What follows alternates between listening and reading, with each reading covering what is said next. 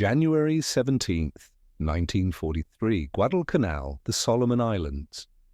The jungle breathes in wet, suffocating heat.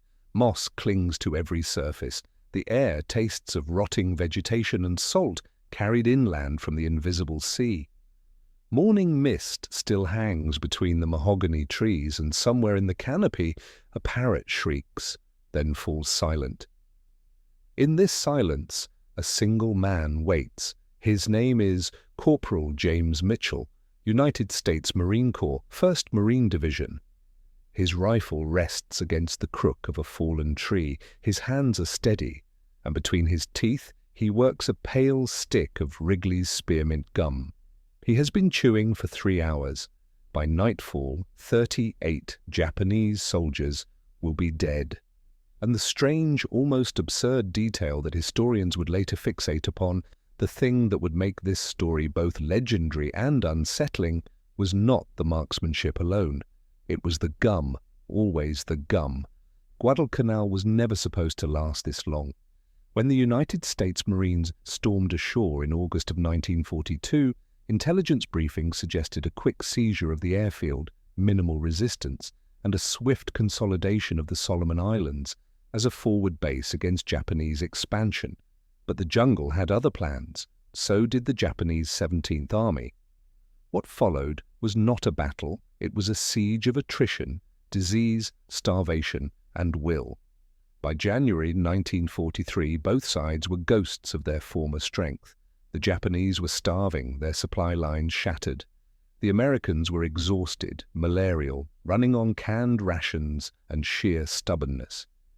Yet there remained a gap between exhaustion and collapse, a gap filled in part by the kinds of small comforts that only one side could afford. Chewing gum, cigarettes, Spam, chocolate bars wrapped in wax paper. The Japanese soldiers trudging through the same jungle had none of this. Their rations had dwindled to handfuls of rice mixed with weevils. Many subsisted on roots, grubs, the occasional lizard.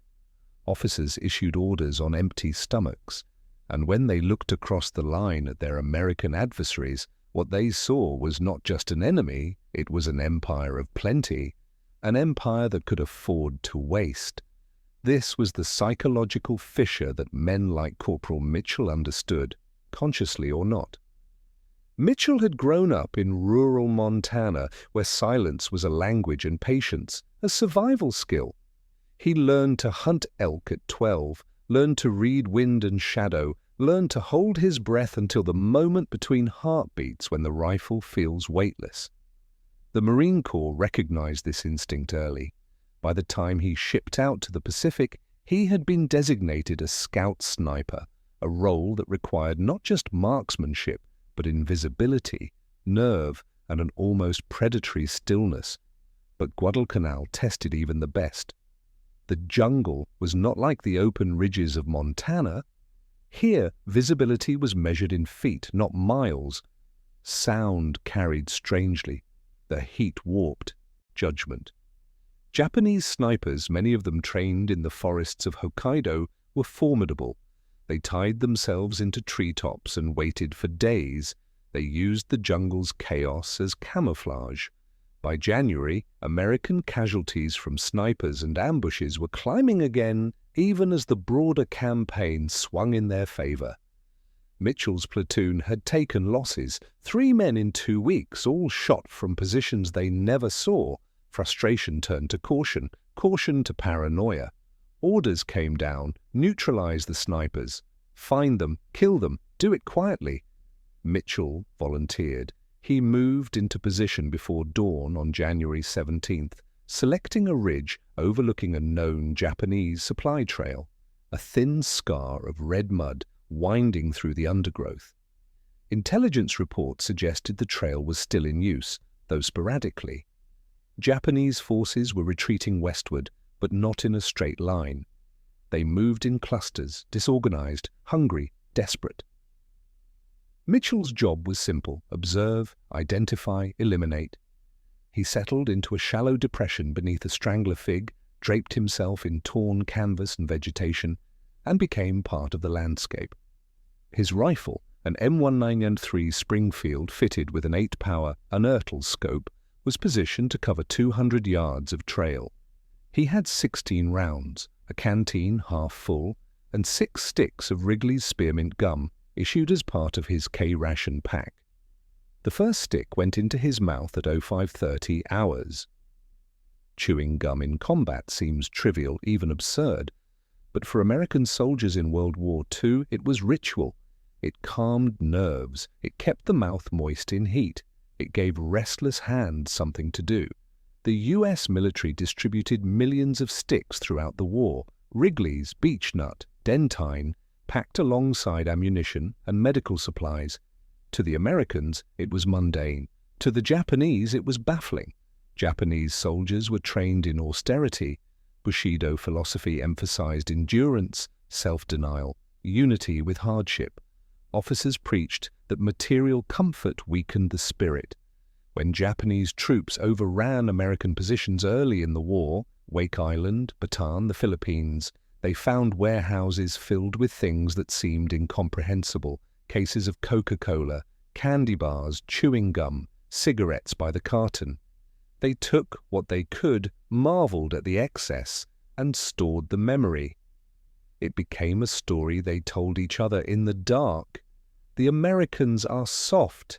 They cannot fight without luxury.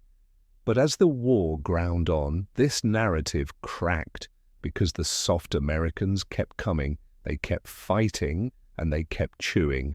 Mitchell's first target appeared at 0647 hours, a lone Japanese soldier moving cautiously up the trail, rifle slung across his back.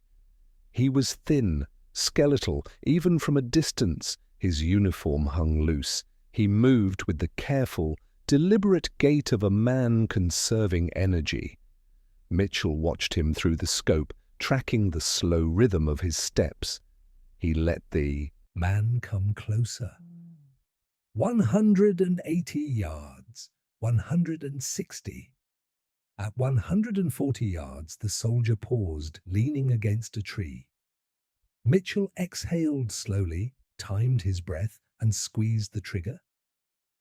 The sound cracked through the jungle like a breaking branch. The soldier collapsed. No cry, just the sudden absence of movement. Mitchell cycled the bolt, ejected the casing, and did not move. He kept chewing. The key to sniping is not the first shot. It is the second, the third, the 10th. It is the ability to kill and vanish, kill and remain invisible. The Japanese knew someone was out there now, but they did not know where, and this, Mitchell understood, was where the gum became useful. Chewing kept his jaw relaxed. It regulated his breathing. It gave him something to focus on during the long, agonizing pauses between shots. And more than that, it produced a faint, rhythmic sound, a soft clicking of teeth, a wet compression of saliva, and mint. In the jungle's oppressive quiet, this sound was nearly inaudible, but to Mitchell it was a metronome. It kept him present, kept him calm, kept him human in a place designed to strip humanity away. Over the next 3 hours, Japanese soldiers continued to move up the trail in small groups, 2 men, then 4, then a cluster of 6, moving in loose formation. Mitchell killed methodically. He aimed for center mass when possible, headshots when necessary. He avoided wounding. A wounded man screams, draws help, complicates the situation. A dead man is silent. By 1,000 hours, 14 bodies lay along the trail. The Japanese began to realize something was wrong. Movement slowed. Soldiers crouched low, scanned the trees, moved in quick bursts. Some tried to drag the bodies. Mitchell shot them too. Others attempted to locate him by sound, firing blindly into the canopy. Their bullets shredded leaves, splintered branches, but came nowhere near.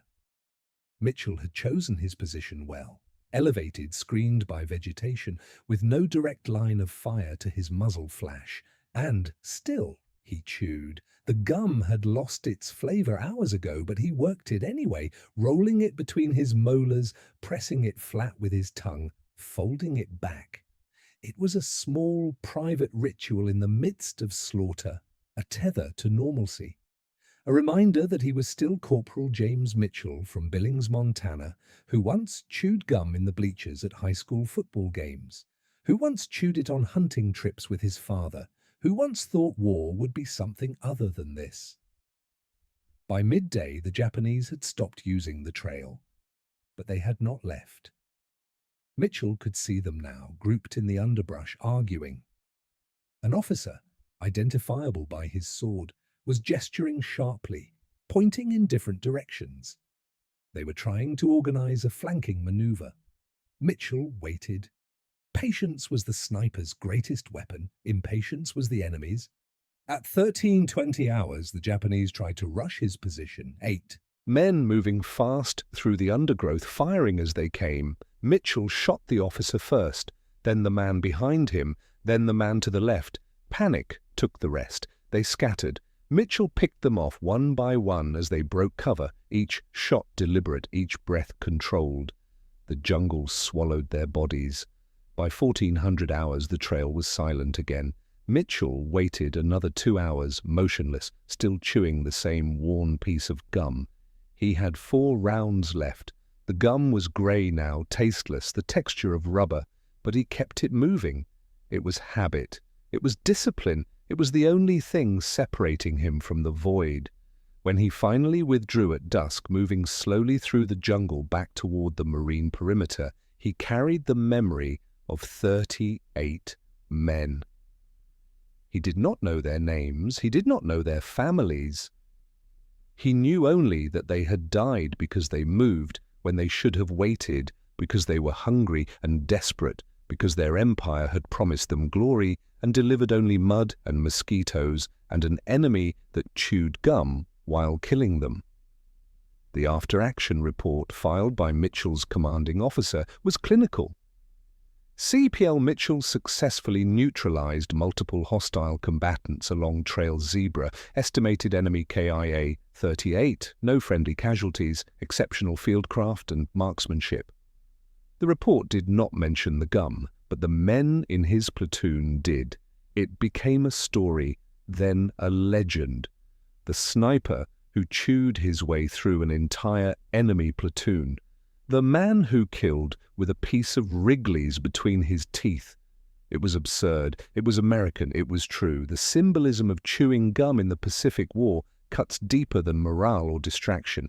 It represented something the Japanese military could not quantify or counter, the industrial capacity of a nation so vast, so wealthy, that it could afford to send millions of sticks of flavored rubber across an ocean to men who were already supplied with everything else they needed.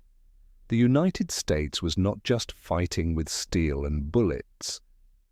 It was fighting with abundance. Every K-ration, every cigarette, every stick of gum was a message. We have so much, we can waste it.